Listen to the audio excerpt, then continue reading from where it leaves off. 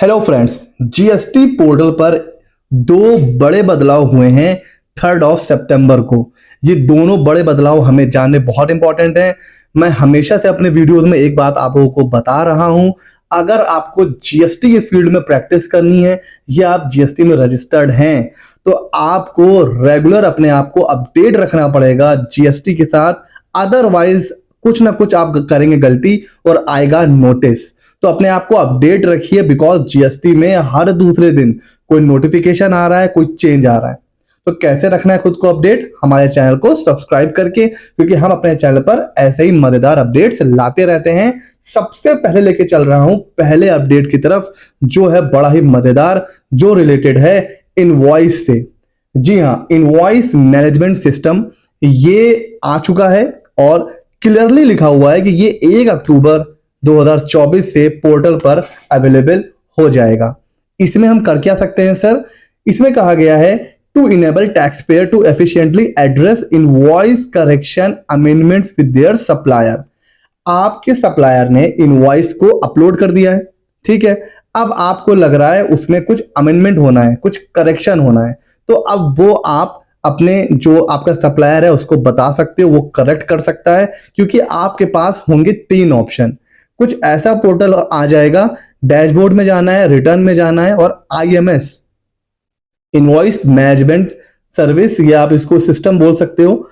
वहां पे जाने के बाद आपको इनवर्ट सप्लाई का ऑप्शन आएगा और इस तरह से आपको डिटेल दिखेगी। आप उस इनवॉइस को एक्सेप्ट कर सकते हो, रिजेक्ट कर सकते हो, और पेंडिंग में भी डाल सकते हो कि भाई इसका आईटीसी मुझे बाद में लेना है, ठीक है। तो ये एक फैसिलिटी है कि आपके पास कोई इनवॉइस आया, अब आप उसको एक्सेप्ट, रिजेक्ट और पेंडिंग कर सकते हो। अच्छा, इसमें क्या लिखा हुआ है? इसमें ये लिखा हुआ है, यहां पर देखिए, once the supplier save any invoice in GSTR1 the same invoice would be reflected in IMS dashboard. ध्यान से पढ़िए, यहां पे लिखा हुआ है जैसे ही सप्लायर GSTR1 में इनवॉइस को सेव करेगा, GSTR1 फाइल नहीं करेगा, सिर्फ सेव करके छोड़ देगा और वो इनवॉइस आपके IMS में आ जाएगा।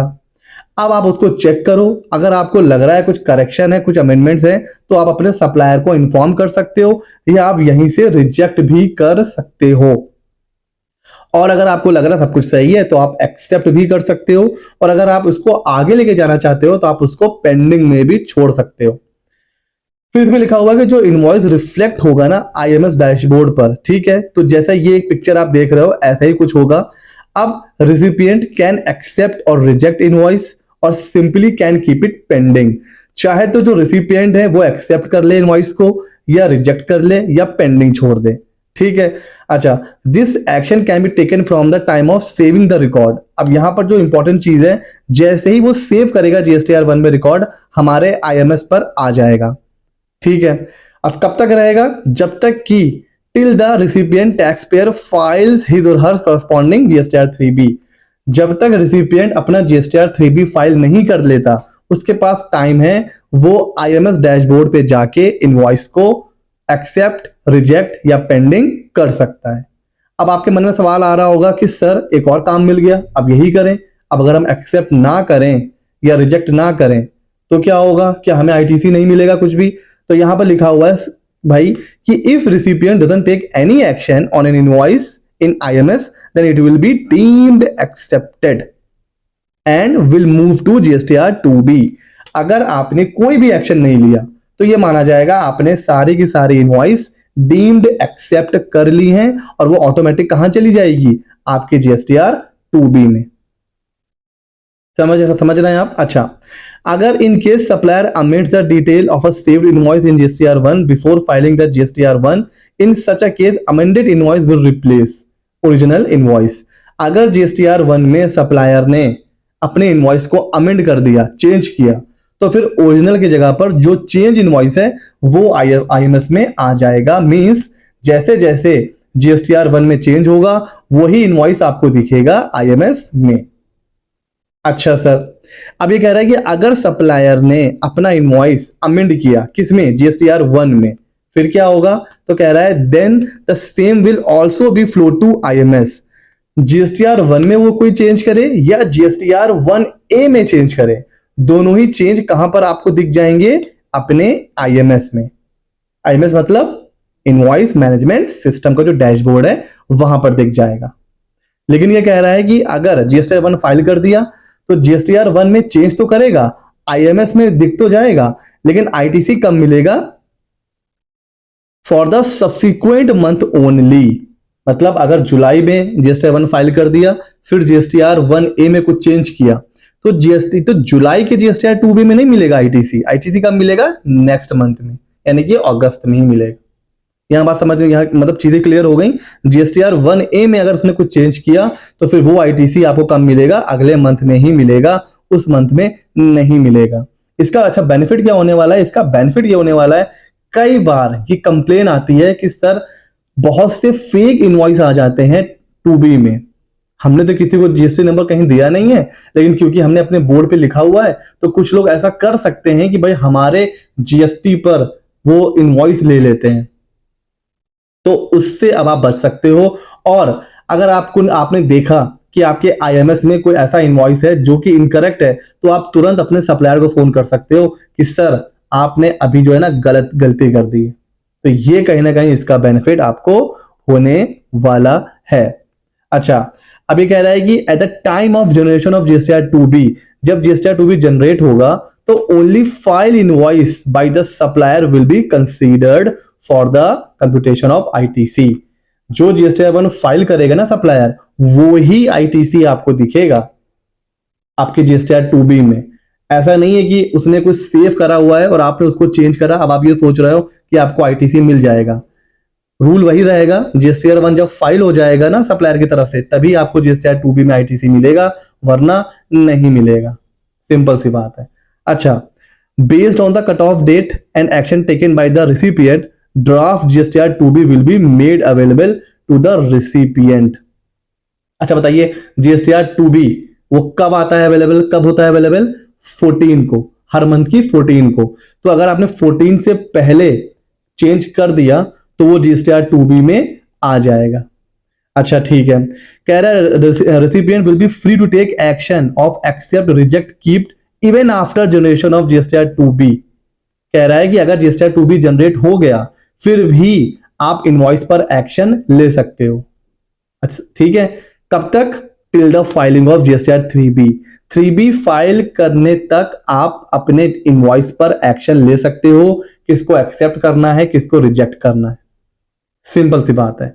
तो यहां पर अगर जीएसटीआर 2B हर महीने की हमें पता है कि 14 को जनरेट होता है, तब तक भी आप कर सकते हो, और अगर जनरेशन के बाद भी अगर आपको कुछ चेंज करना है तो भी आप कर सकते हो।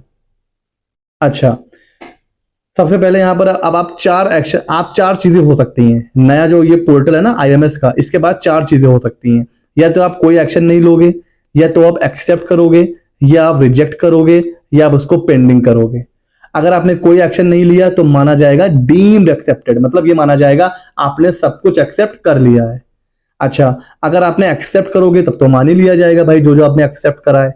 रिजेक्ट कर दोगे ना तो वो जीएसटीआर 2B में नहीं आएगा, और जो पेंडिंग कर दोगे तो वो भी रिकॉर्ड जीएसटीआर 2B में नहीं आएगा, और वो कैरी फॉरवर्ड हो जाएगा अगले आईएमएस में। तो यहां पर आप देखिए, यहां पे थोड़ा सा आप कह सकते हो कि अगर कोई आईटीसी आपको डेफर करनी है कि इस मंथ में ना लेकर नेक्स्ट मंथ में लेनी है, तो वो भी अब आप कर सकते हो आईएमएस के थ्रू। अच्छा, मंथली वालों का आईएमएस मंथली आएगा, और जो लोग क्वार्टरली क्यूआरएमपी वाले हैं उनका क्वार्टरली आ जाएगा। तो जो जो आप एक्सेप्ट करोगे वो ऐसे आ जाएगा कि भाई नंबर ऑफ एक्शन 6 थे, उसमें से आपने 4 एक्सेप्ट भी करे हैं, 5 रिजेक्ट करे हैं, 3 पेंडिंग है। तो सारे के सारे जो भी इनवॉइस होंगे वो यहाँ पर आ जाएगा। तो अब ये एक फैसिलिटी मिल चुकी है। अच्छा, ये जो चीजें आप कहाँ से पढ़ सकते हो? जीएसटी की साइट पे आपको जाना है, और यहाँ पर देखिए ये ऑप्शन आ रहा है, यहाँ से आप इसको पढ़ सकते हो। ठीक है, तो आईएमएस एक नई फैसिलिटी, इनवॉइस मैनेजमेंट सिस्टम, इसके थ्रू आप अपने इनवॉइस को जो अपने जीएसटीआर 2B में आने वाली हैं उनको आप मैच कर सकते हो अपने रिकॉर्ड से। आपको लग रहा है कुछ गलती है, आप सप्लायर को इंटीमेट कर सकते हो। जीएसटीआर 2B फाइल होने से पहले पहले आप उसको इन्फॉर्म कर सकते हो। अब आपके पास एक पावर है, और अगर कोई इनवॉइस बिल्कुल ही गलत है आप उसको रिजेक्ट कर सकते हो, एक्सेप्ट कर सकते हो, और पेंडिंग में भी डाल सकते हो। तो ये था पहला चेंज इनवॉइस मैनेजमेंट सिस्टम का। दूसरा भी एक बहुत इंपॉर्टेंट चीज है, उनको भी इग्नोर हम लोग नहीं कर सकते हैं। वो क्या है? B2C others. जब हम लोग GSTR 1 फाइल करते हैं तो वहां पर दो ऑप्शन आते हैं B2C के, एक B2C अदर, एक B2C लार्ज।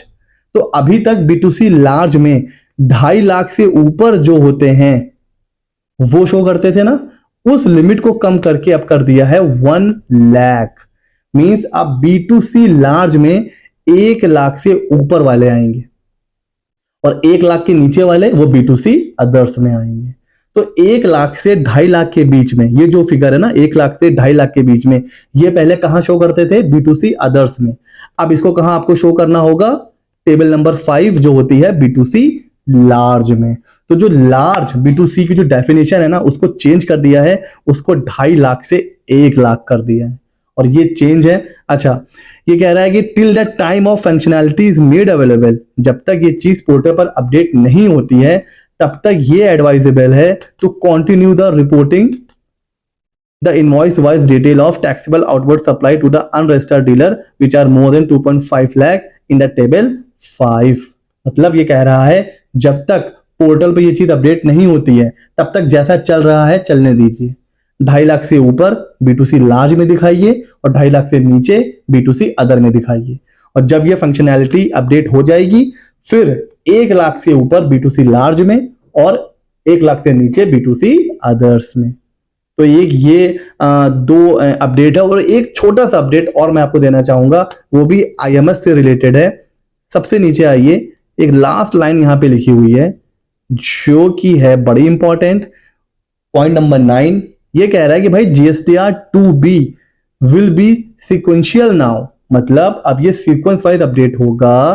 कह रहा है कि सिस्टम GSTR 2B तभी जनरेट करेगा जब पिछले महीने का GSTR 3B फाइल होगा। तो अब GSTR 2B में भी एक अपडेट हो गया है, ये तभी जनरेट होगा। जैसे मान लीजिए अभी क्या चल रहा है, अभी है ये सितंबर, तो सितंबर का GSTR 2B तभी जनरेट होगा जब आपने जुलाई का 3B फाइल कर दिया होगा। तो ये थे वो चेंजेस, वो अपडेट जो रिसेंट में GST पोर्टल पर हुए हैं, जिनको जानना था हमारे लिए बड़ा इंपॉर्टेंट। तो ऐसे ही मजेदार अपडेट्स अगर आप इसी तरह से अपने आप को अपडेट रखना चाहते हैं तो भैया नीचे है सब्सक्राइब बटन, कर दो सब्सक्राइब ताकि ऐसे अपडेट आप तक पहुंचती रहे। मैं शीए शमशिल ऐसे ही वीडियोस लाता रहता हूं, चैनल को करिए सब्सक्राइब। मिलते हैं अगले नॉलेजेबल वीडियो में।